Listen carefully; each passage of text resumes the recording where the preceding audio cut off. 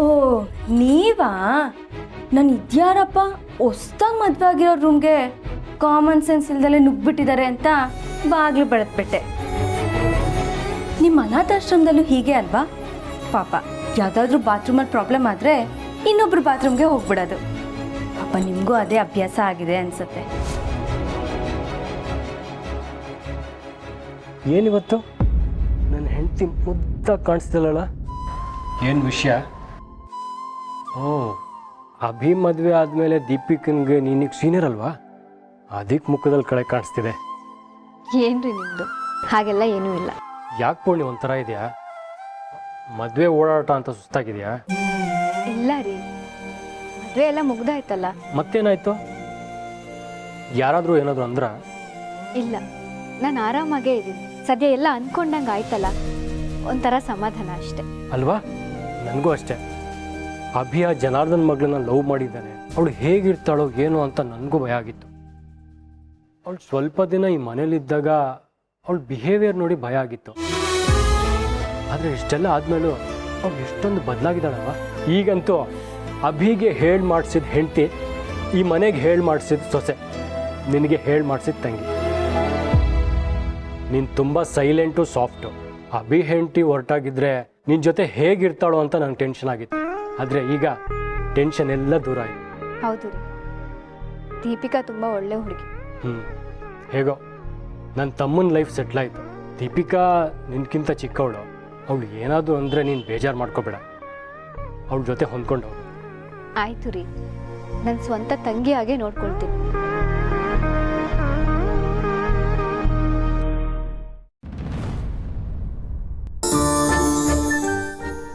ಅಮ್ಮ, ಇದು ನಾನು ನಿಮಗೋಸ್ಕರ ಸ್ಪೆಷಲ್ ಆಗಿ ಕಸ್ಟಮೈಸ್ ಮಾಡಿಸಿರೋದು. ತಗೊಳ್ಳಿ.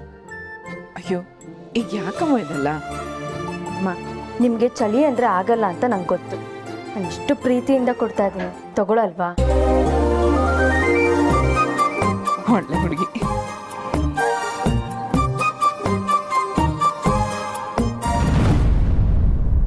ಏನು ಬಾಟ್ಲಮ್ಮ ಇದು?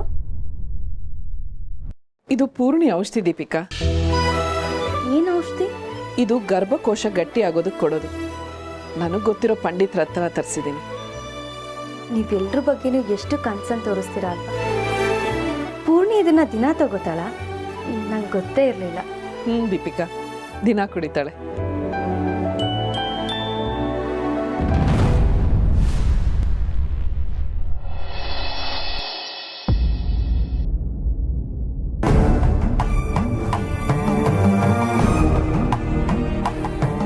ಇದನ್ನ ಕುಡಿದು ಆ ಪೂರ್ಣಿಗೆ ಹುಷಾರಾಗ್ತಾಳ? ಅದು ಹೇಗೆ ಹುಷಾರಾಗ್ತಾಳೋ ನಾನು ನೋಡ್ತೀನಿ.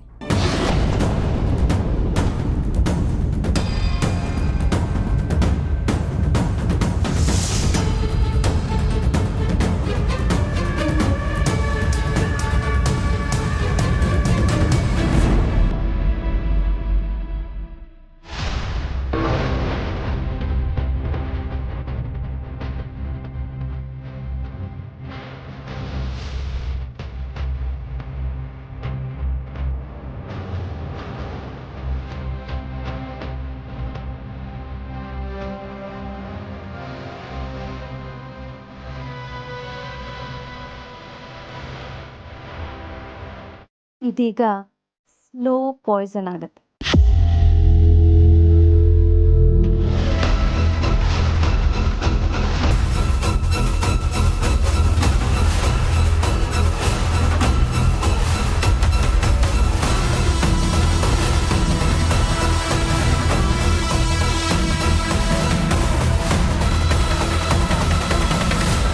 ಸ್ಲೋ ಪಾಯ್ಸನ್ ರೆಡಿ ಆಯ್ತಾ ದೀಪಿಕಾ ಮೇಡಮ್?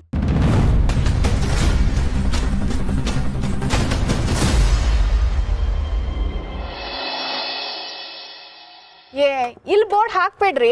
ಇಲ್ಲಿ ಹಾಕಿದ್ರೆ ನನ್ನ ಮುಖನೇ ಕಾಣಲ್ಲ. ನಿನ್ನ ಮುಖ ಹಾಕೊಂಡ್ರೆ ಕಸ್ಟಮರ್ ಬರಲ್ವೇನೋ ಅಂತ ಇಲ್ಲಿ ಕಟ್ತಾ ಇರೋದು. ಇದು ಜಾಸ್ತಿ ಆಗಿಲ್ವಾ?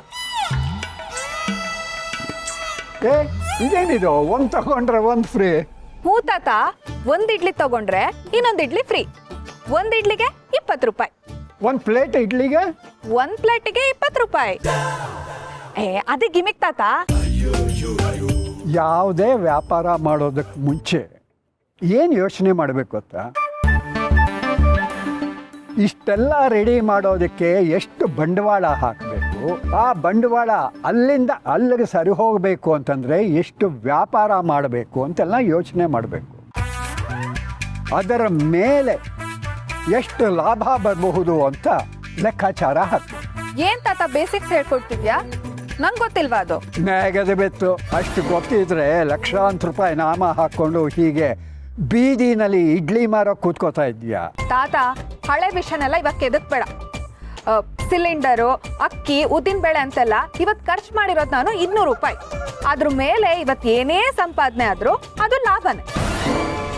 ದಿನಕ್ಕೆ 100 ಇಡ್ಲಿ ಮಾರಿದ್ರು ತಿಂಗಳಿಗೆ 30ರಿಂದ 40 ಸಾವಿರ ರೂಪಾಯಿ ಸಂಪಾದನೆ ಮಾಡ್ಬೋದು.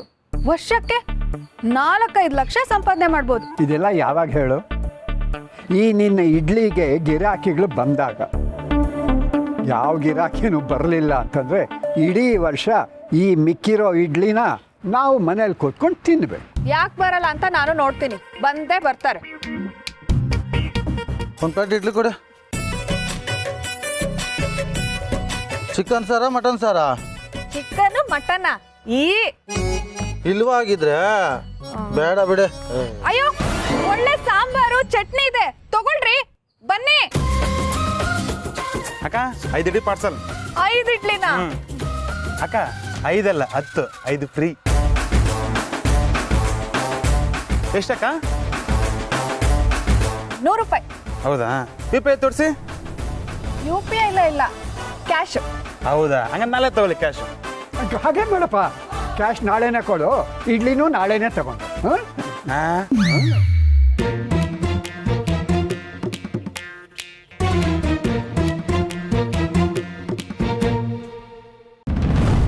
ಏನು ಮಾಡ್ತಿದ್ದೀರಾ ದೀಪಿಕಾ ಮೇಡಮ್?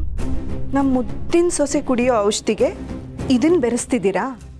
ಅವಳ ಜೀವಕ್ಕೇನಾದರೂ ಅಪಾಯ ಆದರೆ ಏನು ಮಾಡ್ತೀರಾ ಮೇಡಮ್? ಅದು ಅತ್ತೆ, ನಾನು ಈ ಪ್ರಶ್ನೆ ನಂದಲ್ಲ, ನಿಮ್ಮ ಮಾವ ಮಾಧವಂದೋ ಅಥವಾ ನಿಮ್ಮತ್ತೆ ತುಳಸಿದೋ ಅಥವಾ ಪೂರ್ಣಿಗಂಡ ಅವಿ ಕೇಳ್ದ ಅನ್ಕೋ. ಏನು ಮಾಡ್ತೀಯಾ? ನಾನು ನೋಡಿದ್ದಕ್ಕೆ ಸರಿ ಹೋಯ್ತು. ಬೇರೆ ಯಾರಾದರೂ ನೋಡಿದ್ದಿದ್ರೆ ನಿನ್ನನ್ನು ಮನೆ ತುಂಬಿಸ್ಕೊಂಡ ಹಾಗೆ ಇವತ್ತು ಗೇಟ್ ಪಾಸ್ ಕೊಟ್ಟು ಕಳಿಸ್ತಿದ್ರು. ಐನೋ ಅತ್ತೆ, ಸದ್ಯ ನೀವು ನೋಡಿದ್ರಿ. ಈ ಥರ ಎಕ್ಸ್ಕ್ಯೂಸ್ ಕೊಡಬೇಡ. ಇಂಥ ಯಾವುದೇ ಕೆಲಸ ಮಾಡಬೇಕಾದ್ರೂ ಕೇರ್ಫುಲ್ಲಾಗಿರ್ಬೇಕು. ನೀನು ಹಾಕಿರೋದು ಇಷ್ಟೇ ಹಾಕಿದರೆ ಸಾಕಾಗಲ್ಲ, ಇನ್ನೊಂದು ಸ್ವಲ್ಪ ಹಾಕು. ಯಾಕೆ ಕಂಜೂಸ್ ಮಾಡ್ತಿದ್ಯಾ? ಅತ್ತೆ, ಎಸ್, ನಮ್ಮಿಬ್ರು ಗುರಿನೂ ಒಂದೇ, ಆದರೆ ಅದನ್ನು ತೋರಿಸ್ಕೊಳ್ಳೋ ಹಾಗಿಲ್ಲ. ಈ ಮನೆಯಲ್ಲಿ ನಾವು ಎಷ್ಟೇ ಹುಷಾರಾಗಿದ್ರೂ ಅದು ಕಮ್ಮಿನೇ ಅನ್ನೋದು ನಿನಗೆ ಗೊತ್ತಿರಲಿ. ಈ ಮನೆಯವ್ರ ನೆಮ್ಮದಿನ ಸರ್ವನಾಶ ಮಾಡೋದೇ ನಮ್ಮ ಗುರಿ. ಹಾಗಂತ ಅವಸರದಲ್ಲಿ ಏನೇನೋ ಮಾಡಬಾರ್ದು. ನಾನು ಇಷ್ಟು ದಿನದಿಂದ ಎಲ್ಲನೂ ಹೇಗೆ ಮೇಂಟೈನ್ ಮಾಡ್ಕೊಂಡು ಬಂದಿದ್ದೀನೋ ನೀನು ಸಹ ಅದೇ ದಾರಿಯಲ್ಲಿ ನಡಿಬೇಕು. ಶ್ಯೂರ್ ಅತ್ತೆ, ಈ ಮದ್ದು ಇನ್ನೊಂದು ವಾರದಲ್ಲೇ ಕೆಲಸ ಶುರು ಮಾಡಿ, ಯಾರಿಗೂ ಅನುಮಾನನೇ ಬರಲ್ಲ.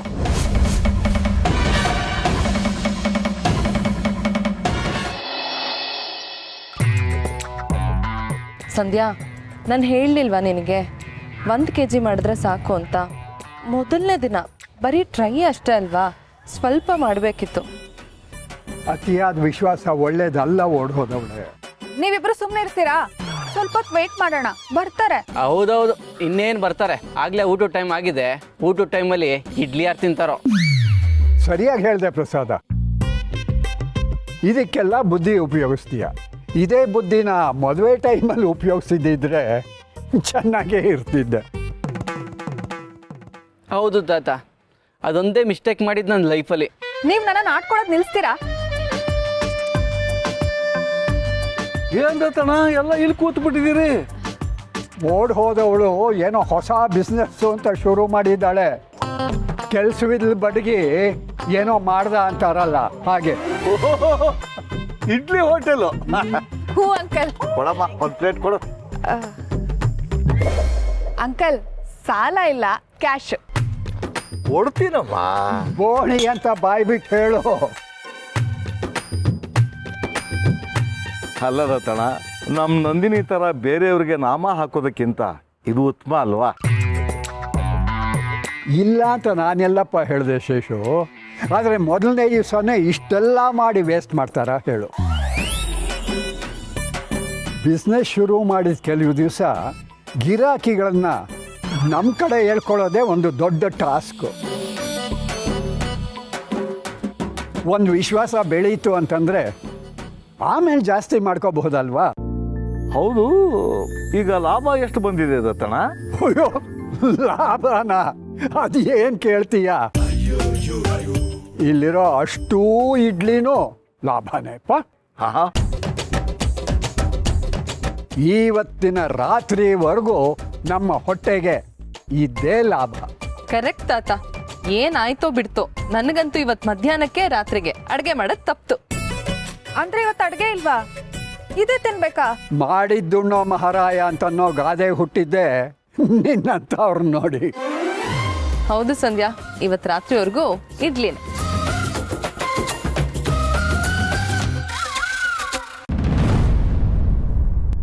ನೀನು ಈ ಮನೆಗೆ ಬರ್ತಿರೋದು ಸೇಡ್ ತೀರಿಸ್ಕೊಳ್ಳೋಕ್ಕೆ ಅಂತ ಚಾಲ್ಟ್ರಿಯಲ್ಲಿರಬೇಕಾದ್ರೆ ಗೊತ್ತಾಯಿತು. ಡ್ಯಾಡಿ, ನಿಮ್ಮ ಡ್ಯಾಡಿ ಜನಾರ್ದನ್ ಅವರು ನನಗೆ ಹೇಳಿದರು.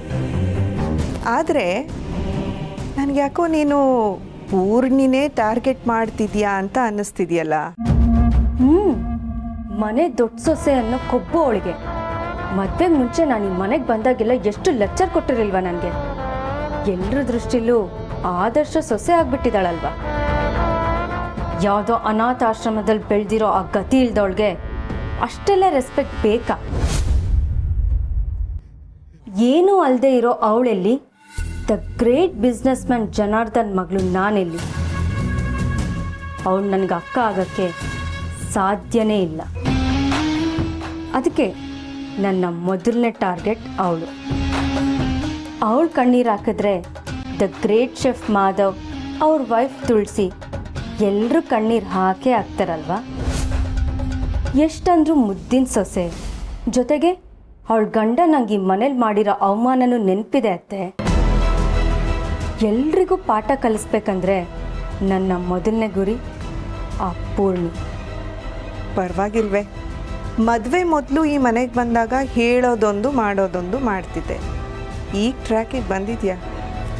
ನಮ್ಮ ಡ್ಯಾಡಿಗೆ ಮಾಡಿರೋ ಅವಮಾನನ ನಾನು ಹೇಗೆ ಮರೀಲಿ ಅತ್ತೆ? ಒಳ್ಳೇದು. ಹಾಗಂತ ಆ ಥರದ ಕೈಗೆ ಬುದ್ಧಿ ಕೊಟ್ಟು ಏನೇನೋ ಮಾಡಬೇಡ. ಖಂಡಿತ ಇಲ್ಲ. ನಾನು ಎಲ್ಲರ ಎದುರಲ್ಲಿ ಒಳ್ಳೆಯವಳು, ಈ ಮನೆಗೆ ಪರ್ಫೆಕ್ಟ್ ಸೊಸೆ. ಹಾಗಂತ ನನಗೆ ಅಭಿ ಜೊತೆ ಪ್ರೈವೇಸಿ ಬೇಕು. ಇವತ್ತು ನಾನು ಅವನ ಜೊತೆ ಮೂವಿಗೆ ಹೋಗಬೇಕು ಅಂದ್ಕೊಂಡಿದ್ದೀನಿ. ಅದಕ್ಕೆ ನೀವು ಹೆಲ್ಪ್ ಮಾಡ್ತೀರಾ? ಈ ಶಾರ್ವರಿ ತನಗೆ ಉಪಯೋಗ ಆಗುತ್ತೆ ಅಂದರೆ ಮಾಡೇ ಮಾಡ್ತಾಳೆ. ನೀನು ಎಷ್ಟು ದಿನ ನನಗೆ ಸಪೋರ್ಟ್ ಮಾಡ್ತೀಯೋ ಅಲ್ಲಿವರೆಗೂ ನಿನ್ನ ಸೇವ್ ಮಾಡೋ ಜವಾಬ್ದಾರಿ ನಂದು. ನೀನು ಸಪೋರ್ಟ್ ಮಾಡೋದು ನಿಲ್ಲಿಸಿದ್ರೆ ನೋ ವೇ. ಇನ್ಮೇಲೆ ನಾನು ಯಾವತ್ತಿದ್ರೂ ನಿಮ್ಮ ಶಿಷ್ಯನೇ.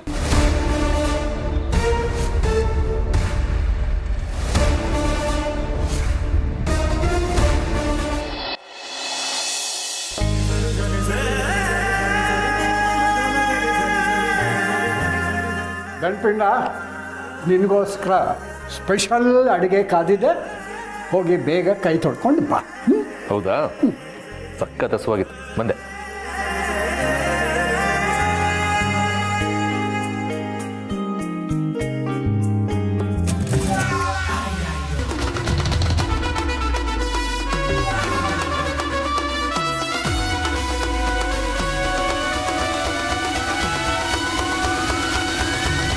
ಏನು ನೋಡ್ತಿದ್ದೀಯೋ? ಇಷ್ಟೆಲ್ಲ ಇದು ಇಡ್ಲಿ ಅನ್ನೋದರ ದಶಾವತಾರ. ವಾಟ್? ಇದು ಪ್ಲೇನ್ ಇಡ್ಲಿ, ಇದು ಮಸಾಲ ಇಡ್ಲಿ, ಇದು ರವೆ ಇಡ್ಲಿ, ಇದು ಇಡ್ಲಿ ಉಪ್ಪಿಟ್ಟು. ಮೈ ಗಾಡ್, ಏನಿದೆಲ್ಲ? ಇದೆಲ್ಲ ಬೆಳಿಗ್ಗೆಯ ಉಪಹಾರಕ್ಕೆ ಪ್ಲೇನ್ ಇಡ್ಲಿ ಆದೆ, ಮಧ್ಯಾಹ್ನದ ಊಟಕ್ಕೆ ಮಸಾಲೆ ಇಡ್ಲಿ ಆದೆ, ಸಾಯಂಕಾಲದ ಸ್ನ್ಯಾಕ್ಸಿಗೆ ಬೋಂಡ ಆದೆ, ರಾತ್ರಿಯ ಊಟಕ್ಕೆ ಉಪ್ಪಿಟ್ಟಾದೆ, ನೀನ್ಯಾರಿಗಾದೆಯೋ ಎಲೆಮಾನವ? ಯಾಕೆ ಈಗಿಂದ ಕರೆಕ್ಟಾಗಿ ಹೇಳ್ತೀರಾ? ಓಹೋ, ಎಲ್ಲ ಇವಳು ಕಿತಾಪತಿನ? 100% ಗಂಡ್ಪಿಂಡ. ಅದ್ಯಾಕೋ ಮಾಡಿದ 108 ಇಡ್ಲಿಗಳಿಗೂ ನಮ್ಮ ಮನೆ ಮೇಲೆ ಅದೇನು ಪ್ರೀತಿ ಅಂತೀಯ? ಈ ಮನೆ ಬಿಟ್ಟು ಹೋಗೋದೇ ಇಲ್ಲ ಅಂತ ಇಲ್ಲೇ ಕೂತು ಬಿಟ್ಟಿದೆ. ಬಾಸು, ಇವಳೇನೋ ಹೇಳ್ತಾಳೆ ಅಂದರೆ ನಿನಗಾದ್ರೂ ಬುದ್ಧಿ ಇಲ್ವಾ? ಅವಳನ್ನ ಯಾಕೋ ಬೈತೀಯ? ಅವಳೇನೋ ಕಮ್ಮಿ ಮಾಡು ಅಂತಲೇ ಹೇಳಿದ್ದು. ಆದರೆ ಇವಳು ಹಠ ಮಾಡಿ ಇಷ್ಟು ಮಾಡಿಸಿಟ್ಲು. ದಯವಿಟ್ಟು ಎಲ್ಲ ಸುಮ್ಮನೆ ಇರ್ತೀರಾ? ಯಾಕೆ ಸುಮ್ಮನಿರ್ಬೇಕು? ಇವತ್ತಿನ ಲಾಸ್ ಯಾರು ತುಂಬಿಕೊಡ್ತಾರೆ? ನಾನೇ ತುಂಬಿಕೊಡ್ತೀನಿ. ನಾಳೆ ಇದ್ರ ಡಬ್ಬಲ್ ದುಡಿತೀನಿ. ಇಡ್ಲಿ ದಶಾವತಾರ ಅಂತೆ. ಸಿರಿ, ನಾಳೆಗೆ ಇವತ್ತಿನ ಡಬ್ಬಲ್ ಅಕ್ಕಿ ಉದ್ದಿನ ಬೇಳೆ ಎಲ್ಲ ನೆನ್ಸೋಣ. ಯಾರ್ಯಾಕೆ ಬರಲ್ಲ ಅಂತ ನಾನು ನೋಡ್ತೀನಿ. ನೆಗದೆ ಬೆತ್ತು. ನಾಳೆ ಮತ್ತೆ ನೀ ಏನಾದರೂ ಇಡ್ಲಿ ಸಹವಾಸಕ್ಕೆ ಹೋದರೆ ಅದೇ ಇಡ್ಲಿ ಪಾತ್ರೆನಲ್ಲೇ ನಿನ್ನ ತುರುಕಿ ಬೇಯಿಸ್ಬಿಡ್ತೀನಿ. ಗೊತ್ತಾಗಿರ್ಬೇಕಲ್ಲ, ಬೆವರು ಸುರಿಸಿ ದುಡಿಯೋ ದುಡ್ಡು ಯಾರ್ದೋ ಕಬೋರ್ಡಲ್ಲಿ ದುಡ್ಡನ್ನ ಕದಿಯೋಷ್ಟು ಸುಲಭ ಅಲ್ಲ ಅಂತ.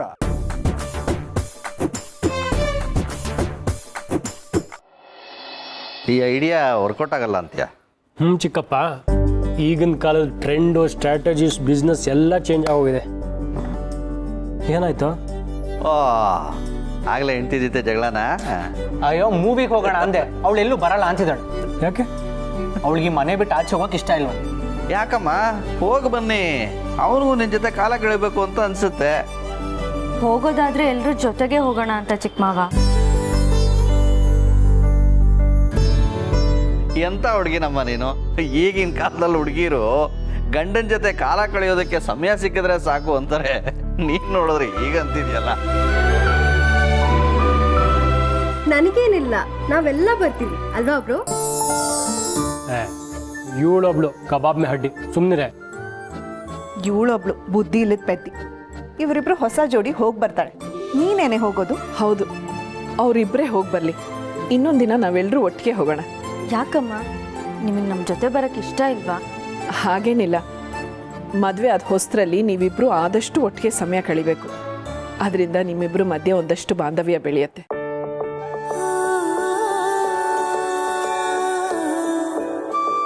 ನೀವಿಬ್ಬರು ಅರ್ಥ ಮಾಡ್ಕೊಳ್ಳೋದಕ್ಕೆ ಇದು ಒಳ್ಳೆ ಸಮಯ. ಈಗ ನಾವೆಲ್ಲರೂ ಬಂದರೆ ನಿಮಗೂ ಮುಜುಗರ ಅನ್ಸುತ್ತೆ. ಹೌದು ದೀಪಿಕಾ, ಹಠ ಮಾಡಬೇಡ. ಇದು ಒಂದ್ಸತಿ ಅವನ ಜೊತೆ ಹೋಗ್ಬಾ. ಎಷ್ಟು ಪ್ರೀತಿಯಿಂದ ಕರಿತಿದ್ದಾನಲ್ವಾ? ಸರಿ, ನೀವೆಲ್ಲ ಹೇಳ್ತಿದ್ದೀರಾ ಅಂತ ಹೋಗ್ತೀನಿ. ಆದರೆ ನೆಕ್ಸ್ಟ್ ಟೈಮು ಎಲ್ಲರೂ ಒಟ್ಟಿಗೆ ಹೋಗಬೇಕು. ಅಪ್ಪ ದೇವ್ರೆ, ಹನಿಮೂನ್ಗೂ ಇವಳು ಎಲ್ರೂ ಕರ್ಕೊಂಬರ್ದೇ ಹೋದ್ರೆ ಸಾಕಪ್ಪ, ಸಾಕು.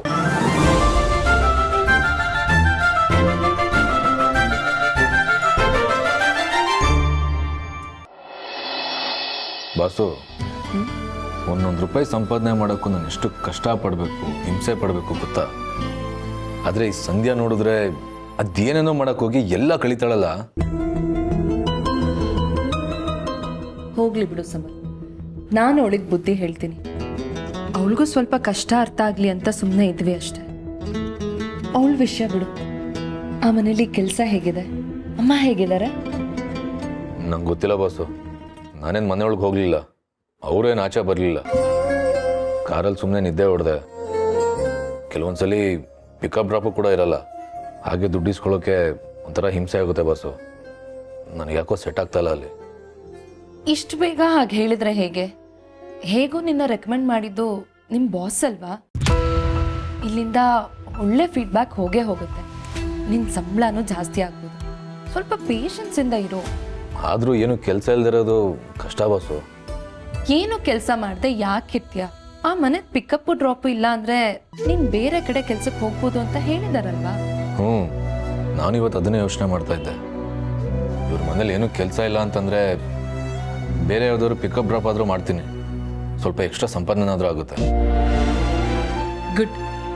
ಆಮೇಲೆ ಆ ಮನೆ ಸೊಸೆ ಹೇಗಿದ್ದಾರೆ? ಅದೇ ನಿನ್ನ ಅಭಿ ಹೆಂಡತಿ. ಗೊತ್ತಿಲ್ಲ ಬಾಸು. ನಂಗೇನೋ ಒಳ್ಳೆಯವಳಾಗಿದ್ದಾಳೆ ಅನ್ಸುತ್ತೆ. ಮೊದಲು ತುಂಬ ದುರಹಂಕಾರ ಇತ್ತು, ಆದರೆ ಯಾವಾಗ ಅವಳು ಅಮ್ಮ ಬರ್ದೆ ಮನೆಯೊಳಗೆ ಹೋಗಲ್ಲ ಅಂದ್ಲಲ್ಲ, ನಂಗೆ ತುಂಬ ಖುಷಿ ಆಯ್ತು. ಅಮ್ಮನೇ ಈ ಮದುವೆ ಮಾಡಿಸಿರೋದು ಅಂತ ಮೋಸ್ಟ್ಲಿ ಈಗ ಚೇಂಜ್ ಆಗಿದ್ದಾಳೆ ಅನ್ಸುತ್ತೆ. ಏನೋ ಈ ಹೆಂಗಸ್ರನ್ನ ನಂಬೋದೇ ಕಷ್ಟ. ಮಾತಾಡೋದು ನಡ್ಕೊಳ್ಳೋದು ಒಂದಾದರೆ ಕೆಲವೊಂದ್ಸಲ ಮನ್ಸಲ್ಲಿ ಬೇರೆನೇ ಇರುತ್ತೆ. ಏನು ಹಾಗಂದ್ರೆ ನಿನ್ನ ಹೆಂಡತಿಗೂ ಸೇರಿಸಿ ಹೇಳ್ತಾ ಇದೀಯಾ? ಅಫ್ಕೋರ್ಸ್, ನೀನು ಹಾಗೇನೆ ಅಲ್ವಾ? ಸೀರಿಯಸ್ಲಿ? ಹೌದು, ಮತ್ತೆ ಎಷ್ಟೊಂದು ಸಲ ನಂಗೆ ಬೈತ್ಯಾ, ಎಲ್ರ ಮುಂದೆ ಬೇಜಾರು ಮಾಡಿದ್ಯಾ, ಆದರೆ ಮನ್ಸಲ್ಲಿ ಮಾತ್ರ ಅಷ್ಟೊಂದು ಪ್ರೀತಿ ಮಾಡ್ತೀಯಾ. ನಿಜ ತಾನೆ?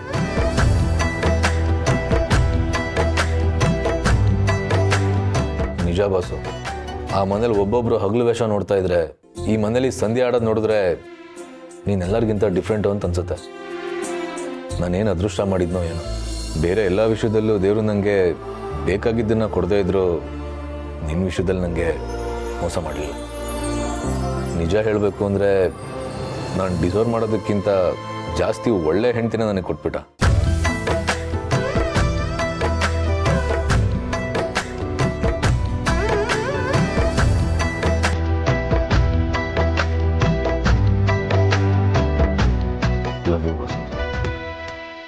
I love you too, Samir.